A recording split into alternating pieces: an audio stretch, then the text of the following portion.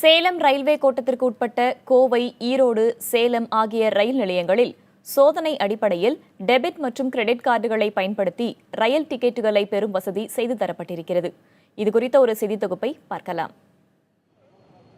பயணிகள் ரொக்கமின்றி ரயில் டிக்கெட்டுகளை முன்பதிவு செய்ய ஏதுவாக கோவை ரயில் நிலையத்தில் 2 ஸ்வைப் எந்திரங்களும், சேலம் மற்றும் ஈரோடு ரயில் நிலையங்களில் தலா 1 ஸ்வைப் எந்திரமும் பயன்பாட்டுக்கு வந்துள்ளது. இந்நிலையில் சேலம் கோட்டத்தில் உள்ள 15 ரயில் நிலையங்களிலும் இந்த எந்திரம் பயன்பாட்டுக்கு வரும் என தெரியவந்துள்ளது. இதுகுறித்து கருத்து தெரிவித்த பயணிகள், ஸ்வைப் எந்திரங்களின் எண்ணிக்கையை ஒவ்வொரு ரயில் நிலையத்திலும் அதிகப்படுத்த வேண்டும் என கோரிக்கை விடுத்தனர். டிக்கெட் புக் பண்ண வந்தேன். ஏடிஎம் ஸ்வைப்பிங் மிஷின் இருக்குது. அதனால் எங்களுக்கு டிக்கெட் புக் பண்ணுறது ரொம்ப ஈஸியாக இருக்குது. இந்த மாதிரி மற்ற எல்லா கவுண்டர்லேயுமே இருந்துச்சு அப்படின்னா எங்களோட ஒர்க் ஈஸியாக முடிஞ்சிடும், சீக்கிரம் முடிஞ்சிடும்.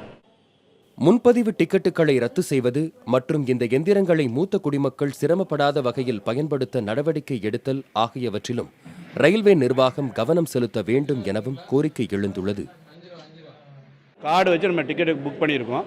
3 days ஆகிடுச்சு. கேன்சலேஷன் கவர்மெண்ட்டே புயல் மூலமாக ட்ரெயினை கேன்சல் பண்ணிட்டாங்க. ஸோ அந்த ரீஃபண்ட் 3 days வரணும் நமக்கு. So 12th cancellation 15th encash பண்ணணும். அதுக்கு செப்பரேட் கவுண்டர் கிடையாது. ஒன்று சீனியர் சிட்டிசன் அப்படிங்கிறாங்க. சீனியர் சிட்டிசன்ஸ்க்கு காமனாக ஃபார் எல்லாருமே நின்றுட்டுருக்காங்க. அதுவும் இல்லாமல் கார்டில் கேஷ் கொடுத்து வாங்க போகிறது, நம்ம கேஷோ இதுவோ பண்ண போகிறது, அக்கௌண்ட்டில் தான் கிரெடிட் கொடுக்க போகிறாங்க. ஸோ அந்த ரீஃபண்ட் டிக்கெட்டையும் அக்கௌண்ட் நம்பரையும் வாங்கிட்டாங்கன்னா ஆட்டோமேட்டிக்காக அது ஆட்டோமேட்டிக் கிரெடிட் ஆகிட்டு போகுது. கேன்சலேஷனுக்கு ஒரு கியூஐ செப்பரேட் பண்ணாமல் ஒரே கவுண்டர்லேயே புக்கிங்கு, கேஷு, கிரெடிட் கார்டு எல்லாத்தையும் ஒரே கவுண்டரில் வச்சுருக்காங்க. புது கார்டு வந்தனால ஸ்வைப் பண்ணால் வரமாட்டேங்குது அப்படின்னு சொல்கிறாங்க.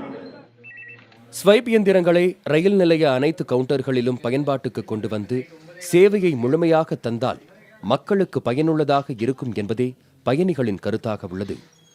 புதிய தலைமுறைக்காக செய்தியாளர் குழு.